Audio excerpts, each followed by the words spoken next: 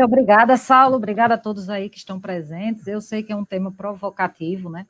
Eu aprendi com o professor Eberlin, aqui o grande merchandising de uma boa palestra é o título, né? Como todo bom artigo. Então, a gente provoca mesmo. Então, vamos lá. A primeira coisa que a gente precisa levar em consideração, e aí, entrando já na parte biológica propriamente dita, é que existem dois ramos da filosofia da ciência, e não sou eu que dito eles, certo? É Ernest Mayr, que, na minha opinião, né, inclusive teve o prefácio do livro dele, Biologia, Ciência Única, né, um livro que até hoje é utilizado no curso de Biologia, como esse senhor, ele descreveu mais de 400 espécies. Então, é uma pessoa que entende de especiação e tudo mais, de nicho e tudo. Então, ele separa em dois níveis de biologia. Existe a biologia que é chamada biologia funcional e a biologia que é chamada biologia histórica. Então, a biologia funcional são as ciências naturais. Então, é a experimentação que é frequentemente utilizada. A biologia histórica é o que a gente poderia classificar, por exemplo, como a TDI e a biologia evolucionista, porque ela ocorreu no passado, se trata sobre origens. Então, a experimentação ela não é apropriada. Em que sentido? Você não tem como replicar em laboratórios dezenas e milhares de anos, dezenas e milhares de processos que ainda não são claros, evolutivamente falando, que ocorreram, para que a gente pudesse, vamos dizer assim, gerar uma hipótese coerente. Então, equivale a narrativas. Então, quando Darwin, por exemplo, ele supõe que a vida surgiu através da seleção natural, essa ideia não é dele. Essa ideia de que há uma dubiedade de se a vida surgiu por processos espontâneos ou se a vida veio de alguma mente ou alguém ou alguma coisa, alguma força, o que for. Essa ideia se permeava desde a Grécia Antiga. Então, isso não é uma coisa que o design inteligente está chegando e dizendo que é novidade. Essa dubiedade existiu desde o princípio. Então, utilizam-se cenários imaginários quando se trata de origem sobre o que pode ter acontecido no passado. Então, nós vemos hoje, né, seleção natural, mas nós não vemos o processo filogenético. Mas, Mariana, lógico que a gente vê, tem a árvore filogenética, uma hipótese. Toda árvore filogenética, gente, ela é uma hipótese filogenética. Tanto é que vai vir o chinês, japonês, que é um povo que gosta de trabalhar com molecular, e eu acho fantástico.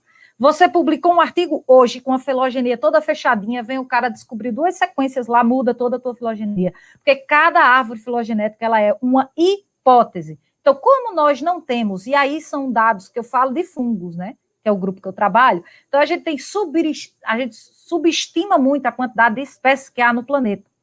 Então, quando a gente fala de hipótese filogenética, não é que aquela árvore, ela lhe diz exatamente o que aconteceu, ela lhe dá uma ideia de, provavelmente, os grupos que estão agrupados por parecência filogenética, por similaridade morfológica e genética.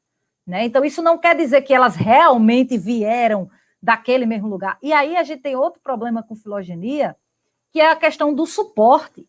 Então, às vezes, a gente tem filogenias aí que são aceitas, discutidas, e acho que é viável, né, se discutir, mas baixo índice de similaridade. Então, quando a gente fala aí de parecer, se a gente for olhar nesse sentido, ela se torna mais histórico e, às vezes, até tendencioso, quando você pode manipular aí as sequências ou não utilizar o gene inteiro, né, ou seja, os genes todos, é uma inferência, não é uma realidade, não é uma batida de martelo, né? Então, quando a gente fala de processo de especiação, aí é que ele trata nesse livro de uma forma fantástica. Então, ele diz que existem mais de 24 tipos de conceitos diferentes de espécie. Então, quando a gente fala sobre conceitos e não leis, isso é um problema. Porque quando a gente diz assim, uma espécie é quando uma espécie cruza com outra e gera um descendente fértil. Isso é o conceito biológico de espécie. Mas se eu vou lá na mata, eu coleto um cogumelo, eu descrevo ele, isso é o conceito morfológico de espécie. Se desse mesmo cogumelo eu tirar os genes dele, sequenciar e comparar com outras espécies, aí é o conceito filogenético de espécie. Então, nem do ponto de vista biológico, a gente sabe ainda o que é uma espécie. Nós agregamos conceitos morfológico, filogenético, ecológico, reprodutivo, para poder suportar, né? Mas isso não quer dizer que é uma realidade, ainda não se sabe o que é uma. espécie. Até nível de gênero vai, mas quando a gente fala de subespécie, então o que seria uma subespeciação? Um olho mais puxado, um cabelo mais escuro, um cabelo mais claro, um olho azul. Então, essas características não dão suporte suficiente para você subespeciar.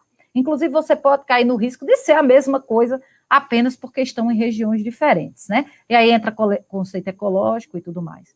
Mas o fato é que a gente precisa, para começar a conversa, diferenciar uma lei de uma teoria. Então, a lei é uma regra com base em algum fenômeno que ocorra com regularidade observada. Então, minha gente, ó, eu peguei esse pendrive, joguei, ele cai. No dia que eu soltar e ele flutuar, acabou. Aí a gente para e faz outra coisa. Porque existe uma lei chamada a lei da gravidade. Certo? Então, isso é um fenômeno que vai existir aqui, vai existir no Japão, vai existir onde for que você for no mundo, vai existir do mesmo jeito. Então, botei aqui a teoria, né, do seu autor aqui, levando uma maçãzada na cabeça. Então, se está caindo no momento de ócio, se tudo cai, deve ter alguma coisa da Terra que o puxa. E isso aí é plausível, é testável, é replicável em qualquer lugar do mundo sobre qualquer circunstância, a não ser que a gente quebre as leis, algumas leis aí, né, físicas. Então, quando a gente fala, que é o caso do avião, então, quando a gente fala de teoria é aquela síntese que é aceita de um vasto campo de conhecimento. Então, consistindo-se de hipóteses, e o que é uma hipótese? Eu dei o exemplo da árvore filogenética, mas uma hipótese é você ver uma mesa molhada e você supor que água caiu, que alguém derrubou um copo d'água ali. Mas você não estava lá no princípio. Tudo leva a crer que foi alguém que derrubou a água ali. Mas você não sabe se foi uma goteira, o que é que houve na casa para aquele lugar ter água. Então, você vai fazer um apanhado, né? Vai fazer uma investigação das pessoas da casa se alguém derrubou o copo para poder olhar depois o teto e assim sucessivamente. Então, são hipóteses necessariamente falseáveis. E é aqui onde eu acho que a teoria da evolução ela entra em crise, porque ela não é falseável, num ponto de vista laboratorial. Né? Então, mas não por isso erradas, dúbias ou tão pouco duvidosas. Ela precisa somente dizer que elas são permanentemente e devidamente confrontadas, né, entre si, com fatos científicos, que é o que o design inteligente tem feito, né? Fatos esses que integram um conjunto de evidências que, juntamente com as hipóteses, elas alcançam um conceito de teoria. Então, quando a gente está tentando formular uma teoria, a gente leva vamos dizer assim, em relevância, diversas áreas de conhecimento. Você não pode dizer, por exemplo, como às vezes eu escuto, a Ana, por exemplo, e o professor Eberlin, são químicos, certo? Então, eles não podem falar de biologia porque eles não são biólogos, eu não posso falar de química porque eu não fiz química. Bom, gente, eu acho isso equivocado, porque a vida, ela é muito mais complexa do que um livro de biologia. Certo? Existe aí um mundo da química que é muito mais aprofundado do que se dá tempo de ver até numa vida de biólogo. Então, eles vêm de outro ângulo. Então, essa ideia de agariar áreas, de juntar leis de outras ciências para agregar num processo, é o que transforma uma teoria científica mais bem embasada.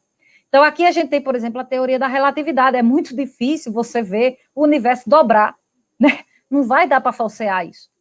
Né? Existem alguns indícios, existem realmente uma especulação, aí estão sendo feitos estudos, faz parte do processo, mas aí a gente tem aí o que se chama de uma teoria, né?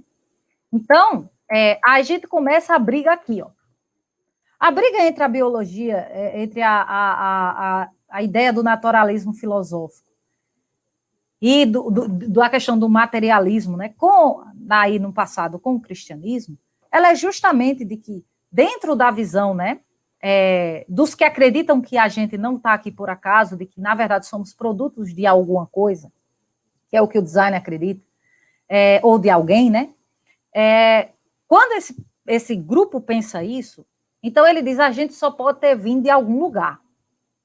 E aí tinha o grupo materialista que fez, não, a gente veio das moléculas orgânicas, nós viemos do absoluto nada. O que eu acho engraçado, às vezes eu escuto o professor Eberlin falando nada mais nada é igual a nada. Não tem como você gerar alguma coisa do nada. Eu gostaria muito, porque minha carteira ficaria cheia de dinheiro, coisa que ela não tem agora, entendeu? Então, não é bem assim que a coisa funciona. Então, quando a gente fala de biogênese e abiogênese, essa aí, digamos, seria a gênese da grande briga, né? Então, Antes se acreditava, de acordo com o materialismo filosófico, que você poderia gerar uma vida a partir de uma camisa suada ou com, enfim, alguma substância que atraísse roedores, como sangue, por exemplo, dependendo de algumas espécies, ou algum substrato, de forma geral, e você deixava lá num recipiente fechado, úmido, aberto, mas ia sumir isso, ia voltar, ia surgir o rato. Então, eu consegui gerar um rato da blusa com o resto das coisas. Então, isso era uma ideia que se tinha. E aí a briga começou, porque aí o pessoal da microbiologia, principalmente, dizia, não tem como, gente. Não tem.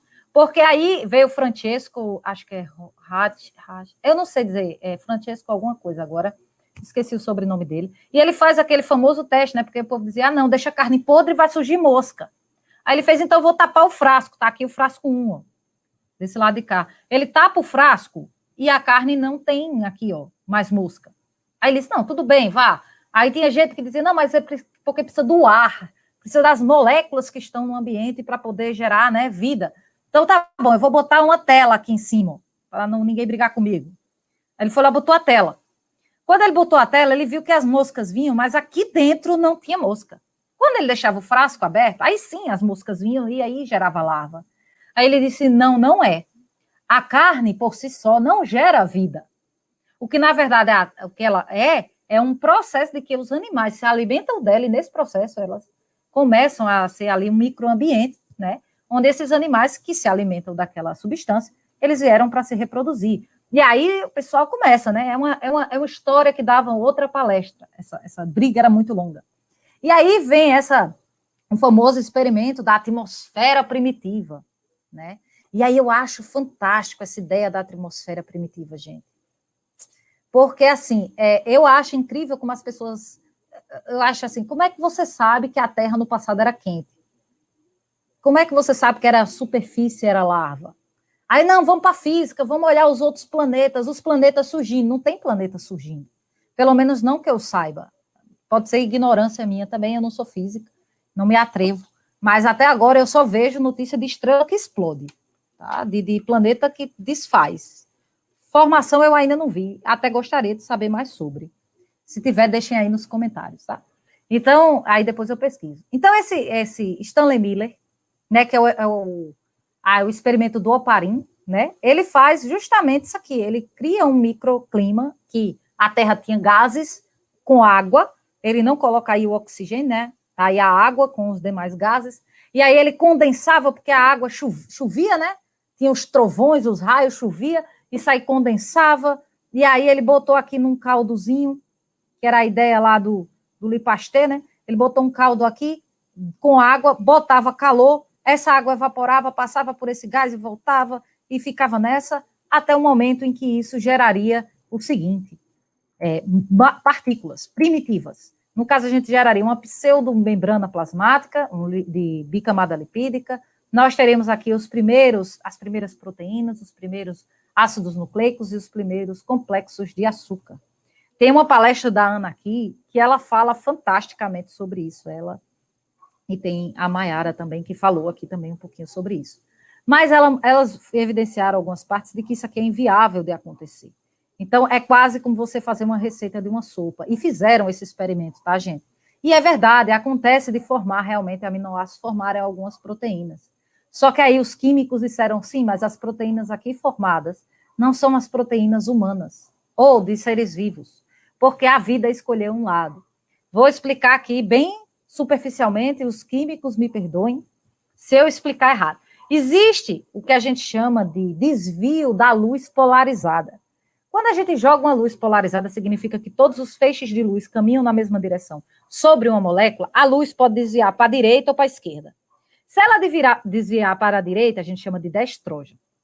Se ela virar para a esquerda, a gente chama de levógeno. Então, a vida escolheu um lado, que é o levógeno. E aí, o que é que acontece? Essas aqui têm uma mistura que é chamada racêmica, dos dois lados. Então, para você ter uma substância pura, é mais complicado. Então, a vida ela não permite todo e qualquer tipo de proteína, nem todo e qualquer tipo de DNA, nem todo e qualquer tipo de RNA. A bicamada lipídica também, né? Porque a tendência de lipídios é formar micelas, uma camada só dessa, ela dupla, assim, é mais difícil de formar. Então, açúcares complexos normalmente precisam de, principalmente proteínas, elas precisam de maquinário molecular aí, que depende do RNA, que é o dogma central, né, quem veio primeiro, precisa de um maquinário de proteínas para gerar DNA, ao mesmo tempo o DNA tem um código de gerar proteínas, então isso gera um problema grande, e eles fizeram esse experimento, deixaram lá a sopa, e até hoje lá não tem nada, nenhuma bactéria, né, mas a ideia era que surgiu o Luca daí, né, e o Luca já é super complexo, tá? O Luca já tem uma bicamada lipídica, o Luca já tem aí material genético para fazer maquinário, Luca já é um cara aí. Então veio esse senhor, que ninguém fala muito dele, mas eu gosto desse senhor, o Louis Pasteur, um microbiologista de mão cheia. E aí ele disse, não acredito nesse negócio, eu não acredito que o povo acha que é sério isso. Então o que é que eu vou fazer? É uma história muito longa, eu vou encurtar a história dele. Então, no passado, se acreditava que os micro-organismos estariam nas partículas do ar.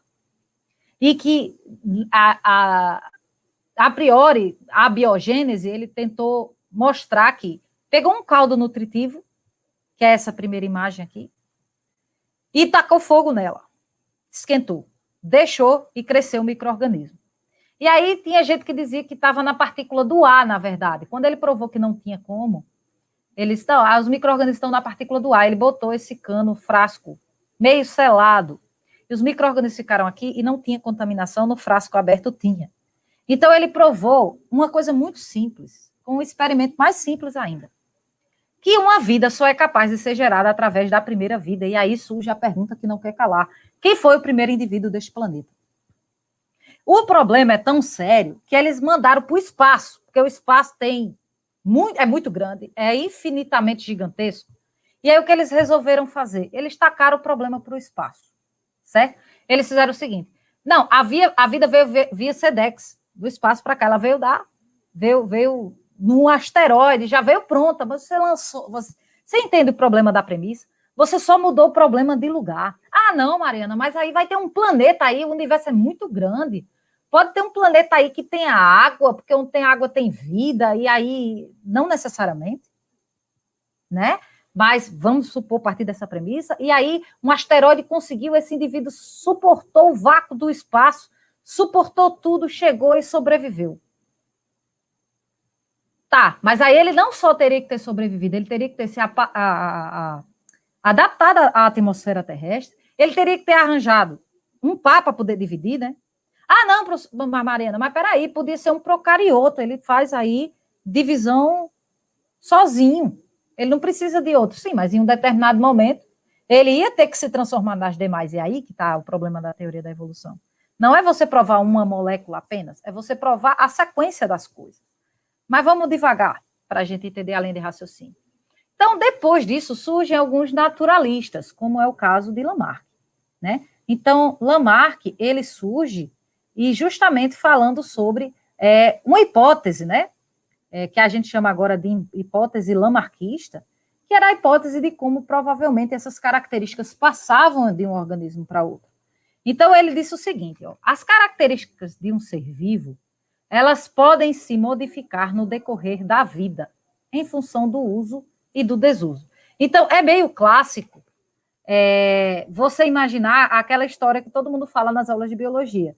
Então, você estica, a girafa esticou porque ela quis, o seu pescoço, em um determinado momento, ela simplesmente espichou por conta que é quase uma seleção, né? Então, as que tinham o pescoço mais longo, que conseguiram se esticar, eu gostaria muito que isso fosse verdade, porque meu sonho é voar. E um dia, talvez pulando, né? Mas não é bem assim, né? E aí ele tenta falar isso mais a níveis de órgãos, né? A gente tira uma certa brincadeira nas aulas de biologia do básico, né? Mas, na verdade, ele queria provar a origem de órgãos, né? A perda de órgãos e tudo mais. Então, o que ficou dele, que hoje já voltou, né? O lamarckismo está voltando nessa vertente, que são as características adquiridas durante a vida, elas podem ser transmitidas aí para os descendentes. E isso sim é um fato. Então, normalmente as girafas que tinham os pescoços menores, elas tinham prole da mesma forma. E as que tinham ganhado, né, no caso, a característica, elas passavam a ter prole daquela mesma forma. Então, depois disso é que vem Darwin. Muito embora eu ache muito injusto falar que a teoria de Darwin é só dele, né? Todo mundo esquece desse senhor, que, por sinal, é uma das coisas que eu estava aqui conversando até com o pessoal da Liga, durante o curso de Biologia, eu só escutei que ele era coautor do livro Da Origem das Espécies. Até hoje, ninguém sabe um trabalho, pelo menos, pode ser que seja na minha formação, né? Mas eu não vejo ninguém falar de Russell Wallace, e isso me incomodou um certo tempo, e eu vou falar por que todo mundo esqueceu esse homem na história. Né? Então, aqui a gente tem Charles Darwin, do lado esquerdo, Russell Wallace, com um livro cujo nome é A Origem das Espécies, através da seleção natural. Né? Isso aí já é uma edição mais nova. Né? E aí, o que eu acho fantástico é que ele vai lá, e aí, sem desmerecer o Darwin, né? O Darwin, ele fez o curso de teologia porque foi obrigado, né? Ou você fazer direito, ou teologia, ou enfim,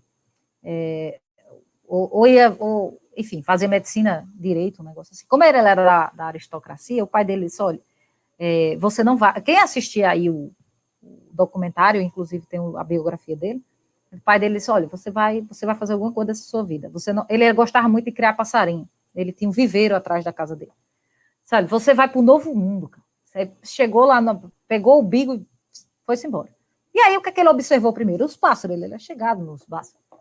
E aí, quando ele observou o bico desses pássaros, então ele viu que havia uma diferença entre o continente e as ilhas, né? E aí ele disse, nossa, o bico muda muito, apesar de ser o mesmo gênero, né? Então, talvez, o que aconteceu? Essas aves simplesmente se afastaram da costa e, quando chegaram aqui na ilha, não voltaram, certo? Estou resumindo, né? Assim, a grosso modo. Não voltaram e elas tiveram que se adaptar ao meio, porque as que não se adaptaram morreram, que é a sobrevivência do mais apto. Então, você vê a mudança do bico pelo hábito alimentício dessas aves. Então, as aves que têm as plantas específicas de ilhas, que é um ecossistema totalmente diferenciado, porque é recluso, né? Tem o isolamento geográfico.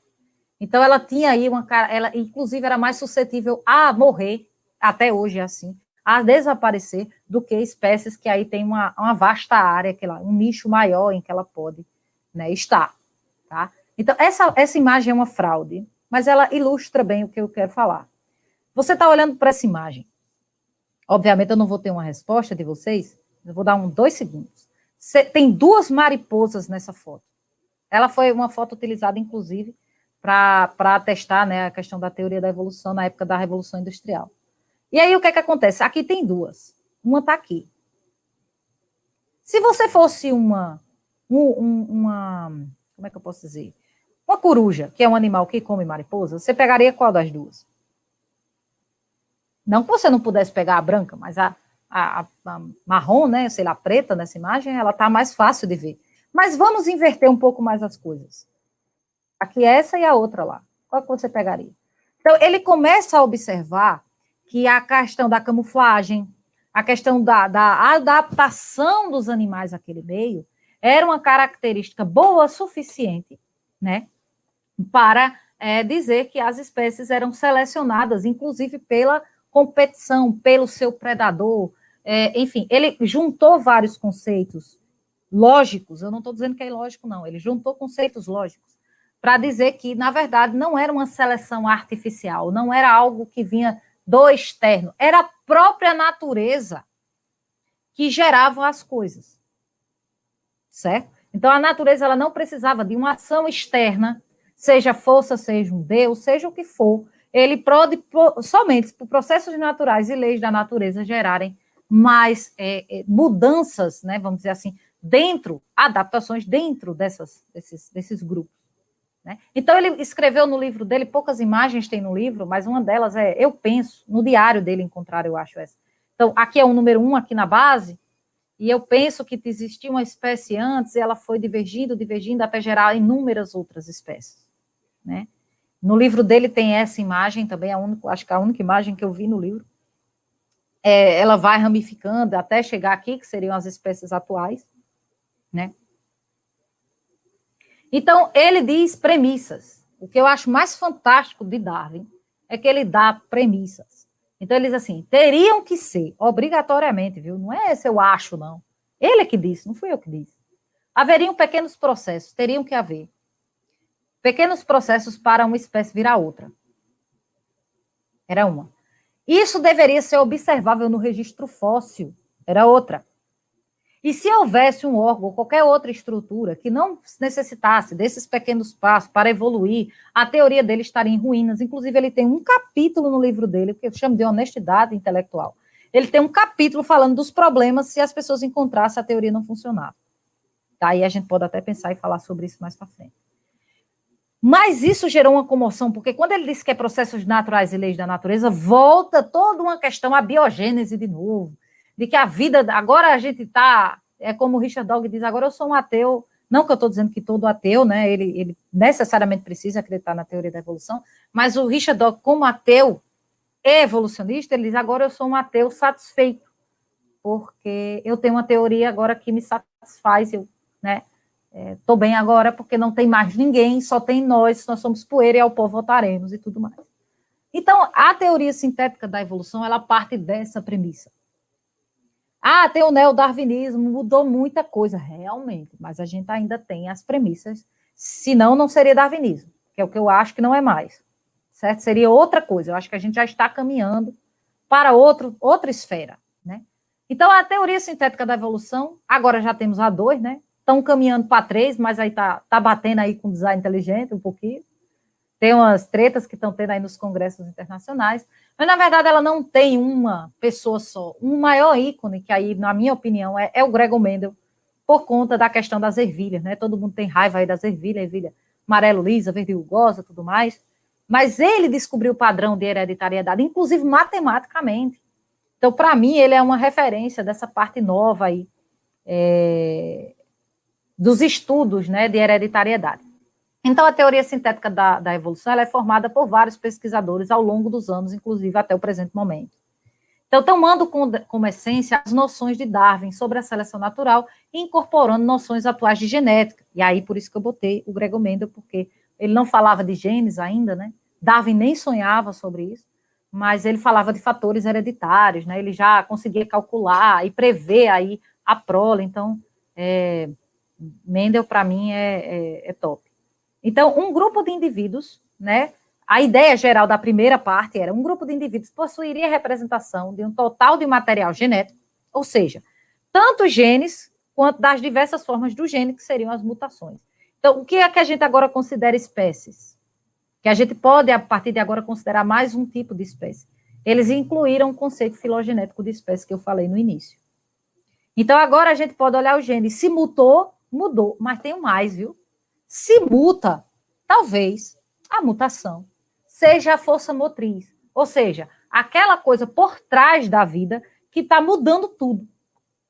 Então, eles acreditavam que a mudança através do tempo seriam milhões de anos e mutações, né? Então, o que é que teria aqui? A gente teria no passado um indivíduo, esse indivíduo teria variações genéticas, as mutações desfavoráveis, como é o caso dessa bolinha branca, seriam excluídas, ficariam até realmente só terem um ou mais de um, ou enfim, os grupos mais aptos. Encaixou, pronto. Aí a gente tem uma teoria, verdade, uma teoria. E aí se estabelece a teoria sintética da evolução, né? Então a gente tem aí o embasamento dela. Hoje a gente tem aí a formação de raças, ou enfim, até gêneros e espécies, baseada aí em populações ancestrais, né? Quem é que tem relacionamento genético com esses grupos, geográfico, subespeciação, grupos de espécie, até chegar a gênero, isolamento geográfico, enfim, vários, digamos aí, várias características para você chegar até nível de espécie, né? Então, na verdade, uma charge que talvez aí evidenciasse isso, seria isso, a mutação, né? A evolução, ela caminha cegamente, ela não tem um norte, ela não tem alguém ou alguma coisa, ou uma força, ou uma lei que tenha regimento sobre ela, e ela caminha atrás de mutações silenciosas, né? Então tá aí. Mas aí eu pergunto a vocês uma primeira coisa antes de eu começar a falar da teoria em crise. Algum de vocês aí já parou para pensar porque que quase ninguém fala de Alfred Russel Wallace? Você encontra aí na internet, se você procurar, 200 milhões de sites de Darwin, mas ninguém fala dele. Por quê? Porque ele começou uma treta com Darwin logo no início do lançamento da Origem das Espécies. porque, muito embora ele fosse coautor, há muito disso que ele discordava. Então, ele fez uma revisão do próprio livro, numa revista britânica chamada Quarterly Review, de 1969, que dizia assim, ó, ele escreveu desse jeito, logicamente traduzido: nem a seleção natural, nem a teoria geral da evolução podem explicar, nem minimamente, a consciência humana. Há muito mais na fisiologia humana do que os músculos e movimentos. De modo que não pode ser explicado por seleção natural ou pela sobrevivência do mais apto. O cérebro, os órgãos da fala, a mão, as formas e as formas exteriores do homem se tornaram uma grande dificuldade neste assunto. Eu não estou falando de mim, eu estou falando do coautor do livro de Darwin. Se isso não é suficiente para você, tem mais. Olha que coisa linda. Eu vou mostrar aqui rapidamente o mecanismo de contração muscular. Certo? Um mecanismo de contração muscular é, obviamente, quando você... Olha uma coisa que ele não viu, mas a gente hoje vê, viu? Aqui você tem um músculo. Quando você vai para dentro do músculo, tem uma conexão neural com esse músculo. Então, quando você quer mexer a mão, como eu estou mexendo, existe uma região muscular chamada sarcômero, existe um neurotransmissor que vai passar do neurônio para o músculo, vai causar uma despolarização na membrana, vai entrar íons de cálcio aqui, e aí você tem filamentos de miosina, filamentos de actina, que são proteínas, e isso vai, ó, fazer um efeito literalmente sanfona que permite isso. Mas quando você olha mais dentro ainda, isso ele não sabia. Esses roxinhos aí que vocês estão vendo são os íons de cálcio. Esses íons de cálcio, meu povo, presta atenção, eles se ligam nessas troponinas. Quando ele se liga na troponina, ela muda a tropomiosina, que é essa verde, de conformação, abrindo o sítio ativo da actina. Olha para isso.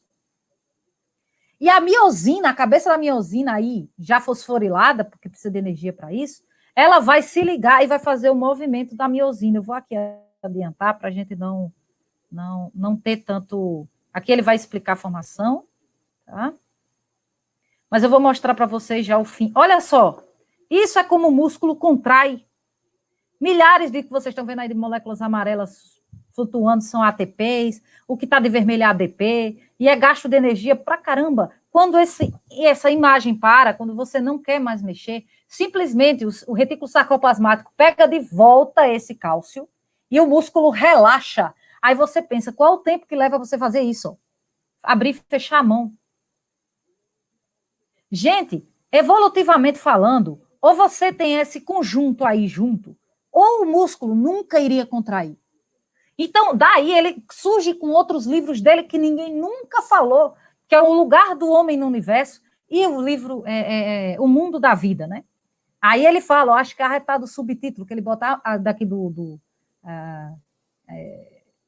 Mundo da Vida, né? Ou, enfim, ele bota assim, a manifestação do poder criativo diretivo de uma mente e um propósito na última hipótese, que não haveria possibilidade apenas da seleção natural gerar tudo o que nós estamos vendo. Eu não estou dizendo, é o coautor do livro de Darwin que está dizendo. Então, bate o cara que já está, né, onde você acreditar aí que o cara possa estar. Então, nesse livro, ele ainda diz mais, viu? Nesse livro, ele diz, há necessidade absoluta de um princípio de vida organizador e diretivo, a fim de dar conta da própria possibilidade dessas consequências complexas. Argumento que eles necessariamente implicam, em primeiro lugar, o poder criativo, que constituiu a matéria de modo a tornar tudo possível essas maravilhas. E aí ele fala da vida toda, né? A seguir uma mente directiva, não exigida a cada passo do que chamamos de crescimento, e muitas vezes considera um processo tão simples e natural que não requer explicação, ou seja, tinha coisa que nem ia explicar. Eles e finalmente o propósito final, porque as coisas têm propósito, na própria existência de todo o vasto mundo da vida e em todo o seu longo curso de evolução ao longo dos séculos do tempo geológico. Tem que ter um propósito para isso. E, além do mais, teria este propósito que, por si só, lança luz sobre muitos dos mistérios de seu modo de evolução. Considera o desenvolvimento do homem o principal produto de todo o processo cósmico do desenvolvimento da vida. o único ser que pode, até certo ponto, compreender a natureza, que pode perceber e traçar seus modos de ação, que pode apreciar as forças e movimentos ocultos em todo lugar, no trabalho, e pode deduzir deles uma mente suprema e dominante como sua causa necessária. Eu quero dizer que eu poderia parar aqui. Mas, como diz o professor Eberlin, a gente mata a cobra e mostra o pau. Então, minha gente, eu vou mostrar para vocês que quando a gente vai olhar a vida no âmbito geral, não no âmbito do que eu quero, mas no âmbito do que ela é, de todas as dimensões do que ela é, a gente vai encontrar design basicamente em todo lugar. E a evidência de design é quase, praticamente, como o professor disse, gera um pouco de comoção, mas é irrefutável. Então você vai falar, a origem dos órgãos complexos, vocês falam de complexidade irredutível, vocês ficam aí generalizando, porque é desse jeito. E eu garanto que deve ter algum desses aí no comentário. Então, desculpe meu jeito espontâneo, mas eu sou assim mesmo. Então, eu estava lendo, por exemplo, esse artigo aqui, ó, na Evolução dos Órgãos Complexos, que ele trata sobre o olho, o desenvolvimento do olho. E eu achei fantástico, é um artigo de 23 páginas, e eu me lembro bem desse artigo, porque eu tive um certo trabalho para entender o que o autor estava falando, porque ele vai e volta muitas vezes, mas basicamente ele não começa do nada, ele já dá um tecido aí, que seria o tecido epitelial, né, da parte externa, teria aí o tecido aí que formaria as lentes e os tecidos que formariam os cones e bastonetes. Ele passa muito tempo discutindo também o que é visão, o que seria a formação de imagem e a conexão neural. Então, ele já não saiu do nada, porque para um olho funcionar, não adianta soltar o olho lá. Ele tem que ter um olho real que consiga formar, de acordo com o autor, uma imagem, e essa imagem ela tem que ser transmitida pelo sistema nervoso e ser perceptível ao animal, certo? E aí, no final, ele discorre, ele faz a taxa de 0,5% de mutação, enfim, ele discorre bastante coisa, e ao final ele diz uma coisa que eu achei fantástica e um pouco irritante para mim, que estava tentando entender o que ele estava dizendo. Ele chegou à conclusão de que ele não poderia provar a origem de órgãos complexos, porque esses eventos únicos são eventos postulados no passado, que tem aí uma parte de hipótese sobre a evolução de órgãos complexos, não pode ser testada, porque são eventos muito únicos. São eventos que eles ou trouxeram tudo junto, ou não acontece, você não tem um olho, para a gente chamar de olho, que não tem essa junção. Aí ele diz, ainda mais, né, que ele tenta aí expressar detalhes, né, ele tenta se desculpar porque tem uma distância histórica do que ele obtém, né, na análise que ele faz dos eventos, e ele disse que não pode ter certeza absoluta de que nem o artigo dele está falando sobre a origem de órgãos complexos. Me deixou um pouco frustrada quando eu li, mas eu gostei da honestidade, eu gosto de gente honesta, né? E aí a gente vai lá para Darwin, no livro dele, na página 217, desculpa, ele diz assim, supor que o olho pode ter sido formado por seleção natural, me parece, para dizendo francamente, eu confesso, um absurdo do mais alto grau. Até hoje é um absurdo do mais alto grau. E ninguém sabe explicar ainda como é que se surge um órgão complexo. E aí a gente vai, não, mas o pessoal do design inteligente não publica. Vocês ficam dizendo aí que evolução não existe, mas vocês não têm um artigo que preste. Vocês não publicam em revista. A gente, se publicar, eles tiram. Tira. Eu tenho aqui um print, porque esse artigo sumiu. Esse print aqui eu guardo as 7 chaves de um artigo lá do pessoal do Japão, acho que China, não sei. Eles publicaram um artigo que eles tentaram imitar o movimento da mão. Da mão. E aí eles receberam isso aqui, que é vamos dizer assim, eles retiraram o artigo do ar, porque simplesmente eles usaram, olha aqui, ó, nós, os editores, se desculpam aos leitores pela linguagem inapropriada do artigo e os erros durante a avaliação do processo. Aí você diz, poxa, deve ter tido um erro crasso. Você acha? Sabe qual foi a linguagem inapropriada? Ele diz o seguinte, tem um monte de coisa que ele fala, tá? Ele vai tentar mostrar como é que a mão, ela como é que fazer vamos dizer assim, biomecânica da mão. Quem é engenheiro aí sabe como é difícil fazer uma máquina que funcione, né?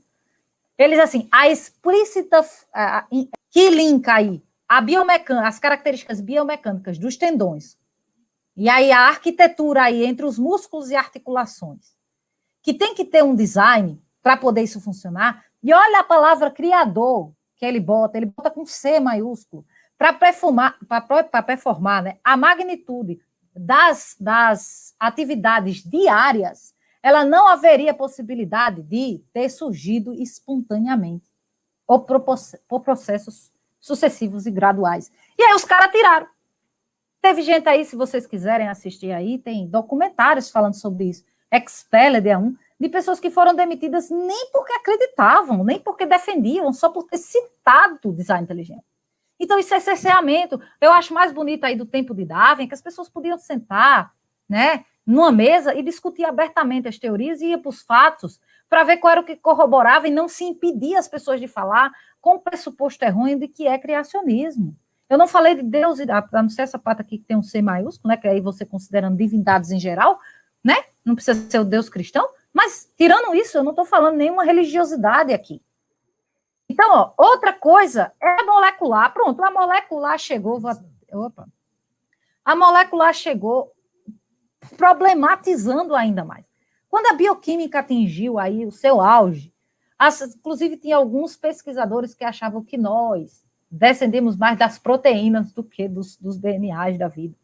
E ao estudar a célula, olhe, eu não sei, mas olha bem isso é um núcleo, que tem um poro, que pede licença para as coisas passarem. Nem tudo entra no núcleo, nem tudo sai do núcleo. Existe uma proteína extremamente especializada para isso. Dentro tem um código mais fantástico que esse planeta, o universo, eu ouso dizer o universo, já viu. Certo? São 4 letrinhas, Agnaldo Timóteo e Gal Costa, para quem gosta de bizu aí de vestibular, que compõem esse material genético fantástico que dá a origem aí ao RNA mensageiro. E aí você tem proteínas, gente, que abrem essa hélice compactada lá, e regiões específicas que nós chamamos de genes. Né? E aí você tem aí, ó, o processo de replicação, ou, no caso aí, de transcrição, que é formar uma molécula de RNA a partir de um molde de DNA. E esse RNA, eu até costumo brincar em algumas vezes que eu falo sobre isso, é o WhatsApp hoje. O DNA não sai da célula, do núcleo. Então, ele manda um WhatsApp, que é o RNA mensageiro, para o citoplasma. E aí ele pede licença, ele pede licença e só vai sair se essa proteína deixar. Ela abre e ele sai. Veja bem, ele vai sair. Quando ele chegar lá no citoplasma, ele vai encontrar outra organela citoplasmática chamada ribossomos. Ribossomos estes que são constituídos, inclusive, de próprias moléculas de RNA, subunidade maior e menor, e aí você tem essas subunidades, mas não para por aí, não. Além desses dois, ainda tem o transportador que vocês estão vendo entrando aí. E o código, existe um código que é feito por trincas, e cada transportador traz um aminoácido específico. Dava outra palestra falar sobre a questão da aleatoriedade do código, mas eu não vou muito além. Então, ele consegue, através desse código, gerar uma molécula de proteína, uma cadeia de aminoácidos, uma cadeia primária. Ela não é a proteína pronta ainda. Ela ainda é a proteína que vai ficar pronta. Ela vai ter que passar por um processamento. Que processamento é esse? É outra proteína chamada champerona, que é literalmente um baú celular, certo? Proteico, em que ela vai entrar e vai se estruturar, ela vai ser girada, ela vai se compactar. Posso estar falando asneira, viu, químicos? No final, por favor, se eu estiver falando asneira, me corrijam. Mas, basicamente, ela vai se transformar na sua estrutura tridimensional, né? Normalmente quaternária. E aí, sim, meu povo, ela vai estar ativa. E, por isso, o dogma central, quem veio primeiro? Se é o DNA, que tem um código para formar proteína, ou se é a proteína que tinha a capacidade lá de codificar, o DNA que tem a capacidade de codificar a proteína. E ainda tem outra aí que leva ela para o lugar certo, tá? Então, assim, você pergunta assim, e tem cientista que rejeita? Uma das perguntas que eu mais me escuto hoje. Existe, eu não sei se vocês sabem, os discentes do darwinismo, né? Que dizem que são céticos aí quanto à habilidade das mutações aleatórias e seleção natural de explicar a complexidade da vida. Então, algumas pessoas assinaram aí, depois de dizerem que trabalharam e examinaram cautelosamente as evidências da teoria de Darwin. Né? Então, isso tem mais de 1000 signatários, todos PhDs aí, quem quiser olhar, tá lá. O professor Eberlin já assinou. só para deixar claro. Não, professor, Mariana, mas peraí, você está botando aí os caras do design e os evolucionistas. Olha o que os caras dizem, certo? Esse senhor aí, Adam Wickens, ele é editor da revista Bioessay, que é a introdução de processos biológicos. Olha o que ele disse no ano 2000. Enquanto a grande maioria dos biólogos provavelmente concordaria com o dito de Theodosius Dobzhansky, de que nada faz sentido à luz da evolução, a não ser a luz da evolução, na biologia, a não ser a luz da evolução. A maioria pode conduzir o seu trabalho com muita alegria, sem referência particular às ideias evolucionárias. A evolução parece ser a evolução parece ser a indispensável ideia unificadora e ao mesmo tempo altamente supérflua. Não, não é só ele não, viu? Mark Kirchner, eu não sei dizer isso não. Kirchner, né? Boston Globe, ele é um dos colunistas, ele disse, na verdade, ao longo dos últimos 100 anos, quase toda a biologia continuou independente da evolução, exceto a própria biologia evolucionária. A biologia molecular, bioquímica e fisiologia não levaram em conta a evolução. Não sou eu, viu? São evolucionistas. E aí tem o que eu gosto mais, que é esse senhor aí. O pessoal aí dos livros mesmo, né? Da parte do New Scientific, né? De agora, recente, 2010, diz a grande parte da vasta maioria, da vasta literatura neodarwinista é profundamente acrítica. A possibilidade de algo estar seriamente errado com o relato da evolução de Darwin dificilmente será considerada. O ceticismo metodológico que caracteriza a maioria das áreas do discurso científico parece surpreendentemente ausente quando o tópico é o darwinismo. Mas por quê, hein? Por quê? Por que tanta gente duvida ainda do darwinismo se ele é mais lei do que a lei da gravidade, hein? Por que, minha gente? Processos naturais e leis da natureza. Será mesmo que eles trariam à existência tudo que a gente vê? Isso se você encontra na praia. Ah, Mariana, mas também você aí jogou na jugular, né? Botou um castelo de areia? Sim. Eu acabei de mostrar uns 5 castelos de areia para vocês. Você anda na praia e encontra um castelo de areia desse. Aí você olha e diz assim, foi a maré e a onda e a chuva, ou foi alguém muito bom, viu? Porque eu não sei fazer. Construiu isso aí. Ah, Mariana, mas isso aí não é biologia. Eu vou falar só uma coisa. Eu vou falar umas 4 coisinhas para a gente encerrar. O que seria informação? A imagem e o texto dizem a mesma coisa. É um conjunto de dados que você poderia passar entre um indivíduo e outro de forma quantitativa ou qualitativa e compreendida na máquina que o recebe. Isso aí serve para a internet, serve para texto. Se eu botasse um texto em grego aqui, não ia funcionar, porque metade do povo não sabe ler grego, a não ser que alguém soubesse. Então, qual é a informação molecular, meu povo? DNA. Ah, Mariana, mas DNA é universal, né? Já estava aí um breve histórico do descobrimento do DNA, né? Tinha lá o Gregor Mendel, que você disse que gostava, fez os experimentos da ervilha, depois vem aí o Watson e Crick, e mostraram aí como é que a hélice, como era, e material genético e tudo mais. E nós descobrimos aí também os seus processos de replicação, duplicação, transcrição e tradução, né? E aí nós descobrimos que esse código, Mariana, não sei se você sabe, mas é universal. Sim, ele é universal, mas não é igual. E mesmo quando se descobriu, porque eu sou do tempo, eu sou uma pessoa que tem uma certa idade, eu não gosto de revelar, porque mulheres não gostam disso. Mas, minha gente, eu era do tempo do Projeto Genoma.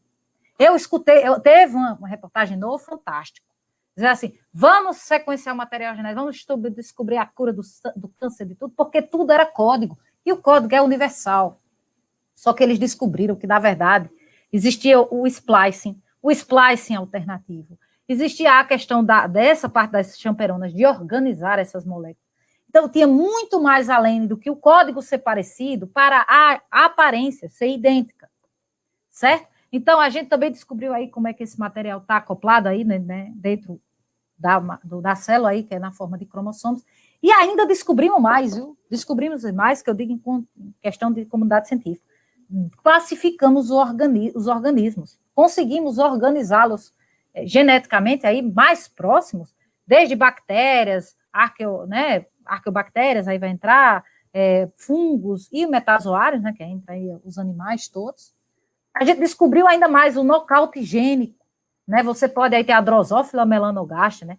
Ninguém gosta muito de estudar aí o Genius Rox, mas é fantástico, são códigos que são perduráveis, a base da informação é a mesma, mas ele muda de acordo com as espécies. E eles descobriram que quando nocauteia, muda o tamanho do olho, muda o tamanho das asas, muda o tipo do abdômen, se vai ter uma asa quase, essa última aqui é quase uma borboleta, entendeu? Então, assim, eles conseguiram nocautear e aprimorar genes. Eles não só conseguiram isso, daí a gente tem a filogenia, né? Cada cor dessa seria uma letra daquela, nós conseguimos fazer não somente entre as espécies, mas nós conseguimos fazer com diferentes espécies e gerar. Mas aí tem mais, viu? Essa informação ela é transmitida por mitose entre as células ou por meiose quando a gente gera prole, a gente, que eu digo, animais que se reproduzem. Mas a gente pensa que é só isso? Não, meu povo. A coisa mais louca que eu já vi na minha vida é a transferência lateral de genes. Né? Aí você tem, por exemplo, um fungo, quando esse afídio, que é esses purgões aí, eles, quando comem o lugar que tinha fungo, eles mudam de cor. Eles mudam e passa para pole, viu? Ou seja, ocorreu uma transferência lateral de genes. O que é isso, Mariana? Um gene que era ativo na planta, ou no fungo, no caso, ele foi transferido para o pulgão e mudou a cor dele. E ele ficou com ela, viu? Continuou mudado, que não era a cor normal dele. Tanto que esse aqui é um artigo, acho que foi da Science. Mas a questão, minha gente, não é informação, isso é lindo, isso aí é processo que não depende da teoria da evolução para você descobrir isso, não. Você não precisa de evolução para descobrir isso, não. Você precisa descobrir com a evolução quem colocou a informação no sistema biológico. E aí é que está o problema. Por isso que eu digo que é uma teoria em crise. Porque o problema, minha gente, é quem foi que colocou o código lá, porque códigos, e aí quem trabalha com matemática, né, aí o Saulo pode até falar melhor que eu, e quem trabalha com programação, sabe que você não pode deixar um programa rodando um código e sair um software sem bugs. E aí é que a gente fala de bug hoje com todo tipo de aplicativo da bug. Como é que pode você surgir? Ah, mas Mariana, tem aí os bugs aí da vida? Sim, pode ter, verdade, pode ter. Não estou dizendo, não estou aqui excluindo tudo, que a biologia, a ciência tem sempre uma exceção. Mas a gente precisa explicar do ponto de vista evolucionista como é que a informação surge. Ah, mutações. Ah, não sei o quê. Aí vem Richard Dawkins e diz assim, a biologia é o estudo de coisas complexas que aparentam terem sido criadas propositalmente. Gente, olha, com todo o respeito ao coleguismo que nós temos que ter, mas aparenta? Onde é que essa é uma frase científica? É tipo assim, ó, eu estou dizendo, minha gente, o tornado veio, passou pelos lixos e gerou um avião, mas não é um avião normal, não. Ele já estava com um tanque cheio, ele já estava com os passageiros dentro, ele estava com um piloto que sabia pilotar e ele voa. É isso que a evolução precisa. Aí, dentro das conversas, normalmente a gente vê assim, não seja ridículo, ninguém nos criou, surgimos ao acaso a partir dos flocos de neve. É provável que um bonequinho desse jeito, com um gorrinho e tudo, surgiu por processos naturais e leis da natureza? Problemas, vários. Primeiro, começamos com o conceito de espécie. Para eu dizer que uma espécie está mudando ao longo do tempo, eu preciso caracterizar uma espécie. Então, como eu não sei o que uma espécie é, como é que eu tenho a origem delas? Na minha opinião, é o primeiro problema. Depois disso, nós temos o problema do que eu já expliquei no começo. Então, tem esse fungo que é a coisa mais linda. Quando eu faço uma descrição morfológica dele, eu tenho um conceito morfológico de espécie. Se eu extrair DNA dele, eu tenho um conceito filogenético de espécie, que é essa parte aqui, que é as ramificações, espécies que eu não conheço exatamente, mas são ancestrais. Nós, a gente considera que tem um ancestral, e as espécies de interesse já estão prontas, né? Então, a gente tem o seguinte, na verdade. Nós temos aqui duas bactérias, o SEM e a ELA. Então, o SEM chega e dá uma chavecada na ELA e diz assim, ELA, seguinte, vamos fazer babies? Aí eles vão fazer uma conjugação e viram uma superbactéria. Para fazer, aí, ó, uma evolução. Deixou de ser bactéria? Porque a adaptação, minha gente, é um conceito que precede Darwin. Ela se adaptou, ela conseguiu adquirir uma característica, mas pertencente ao mesmo grupo de bactérias. Você pode até considerar, porque ele tem uma cápsula, uma nova espécie. E aí tem as discussões se isso seria característica suficiente para se ser uma nova espécie. E aí entra no processo que eu estava dizendo no começo. Se você não define o que é uma espécie, você não pode dizer que isso aqui é outra espécie ainda. Mas o fato é que, pelo menos, mudança de tipo, deixar de ser uma bactéria para ser outra coisa, é onde está o problema. Então, por quê? Vou fazer uma analogia simples. um computador para virar Skynet, o Exterminador do Futuro, ele não pode virar de graça. A Skynet não surge espontaneamente. Aquele código que quer dominar o mundo não surge de graça. Ele surge porque tem uma mente atrás. O cara, Bill Gates disse assim, o DNA é como um programa de computador, mas muito mais avançado do que qualquer software já criado. Porque tudo que a gente tem nesse momento, que vocês estão me ouvindo, a luz, tudo, é 0 e 1, nós somos 4 letras, e se você considerar a do RNA, 5, por causa da uracila. E aí você tem um dogma central, quem veio primeiro, DNA ou proteína? Se o traço é proteico, mas a proteína está no código no DNA, quem veio primeiro? Ninguém nunca fala sobre isso. Diz que é um dogma, passa por cima, ninguém nem discute, como se isso fosse relevante. E aí, compara gene com sistema de computador. E aí, o que é que eu acho fantástico? Eles dizem assim, contudo, a evolução dos sistemas biológicos estão sujeitas à seleção natural e a evolução dos sistemas de software estão aí contidos numa arquitetura de hardware feita por uma pessoa, que é um customer. Né? Aí eu vejo só, uma coisa que foi criada pelo processo natural e lei da natureza, que é a Escherichia coli. Eles pegaram o programa Linux, que era um computador lá, bem top lá, e eles pegaram aí uma região que seria o Master Regulator, que seria aí o que é equivalente aí às placas, né? O hardware. Essa parte medial aí seria o software, e a parte mais embaixo seria aí o hardware, né? Eu disse hardware, software, e o processamento, essa verde. Então, olha só, eles viram aqui que, na verdade, o sistema Linux, ele tinha mais reguladores, ele tinha mais placa do que a Escherichia coli, ou seja, ele tinha mais estruturas, ele tinha mais softwares, mas ele não tinha muito menos, ou seja, eu vou deixar meu celular lá fora e vai virar um iPhone, porque há processos naturais e leis da natureza adiantam muito mais tecnologia do que uma pessoa montando isso aqui. Aí às vezes as pessoas dizem, é ridículo você falar isso. Não, não é, porque eles estão comparando sistemas biológicos com sistemas computacionais. E o sistema biológico está dando de pau em cima. Gente, outra coisa que é louca é sistema imunológico. Daria para ter outra palestra só sobre sistema imunológico. Mas o sistema imunológico são esses conjuntos de proteínas capazes de se literalmente abrir bracinho, fechar bracinho. E eles são adaptados. Eles nascem virgens e eles ficam específicos do substrato. Se o indivíduo nascesse, o primeiro indivíduo deste planeta, animal, nascesse sem sistema imunológico, ele ia morrer. E até o livro de imunologia traz isso. Que tem sistema que antecede a vida humana. É da tempo das bactérias, porque quando surgiu bactéria, tem que ter um sistema imunológico contra ela. E aí vem, não, mas calma, Maria, você está se afobando. É porque eu sou nordestina, a gente se empolga. Que os nordestinos aqui entendem. Eu sou nordestina, eu me empolgo. E aí saiu um artigo da Science. Não, mas calma, vamos fazer aí uma ponte entre a microevolução, que é a adaptação, com a macroevolução. E sabe por que eles não conseguiram no artigo? Eles botaram no abstract. Porque o problema é que esses eventos excedem a vida humana. E o maior problema, olha só, o maior problema é o problema entre a ciência e a religião. Meu amigo, se você não tem argumento, não bota a culpa na fé dos outros, né? Bad design. Ui. Bad design, um design ruim. Olha, uma Ferrari é melhor que um Fusca. Né? Porque havia a ideia do relojoeiro cego, que aí até publicaram depois, que esse William Page, ele disse que a vida era como um relógio, e o relojoeiro que fez, aí veio o relojoeiro cego, para falar do bad design. E aí, se você obviamente concorda comigo que uma Ferrari é melhor do que um Fusca, você concorda comigo que um Fusca e a Ferrari vão chegar no mesmo lugar. Eles só vão demorar tempos diferentes. Então, uma coisa ser melhor do que outra, não quer dizer que porque ela é pior, o carro não foi feito por alguém, ou alguma coisa. Certo? E aí foram falar, porque o fundo do olho, porque o olho do humano é ruim, porque o olho do sei que é invertido. Gente, olho tem até fibra ótica, a gente vê usar a internet de fibra ótica agora. O olho já usava há muito tempo. Quem tiver aí, pode buscar aí no Google Muller Cells, que aí são as fibras óticas que fazem aí alguns cefalópodes enxergarem, tá? Mutações, né? Mudou. Mutação gera aí, problema 98% das vezes.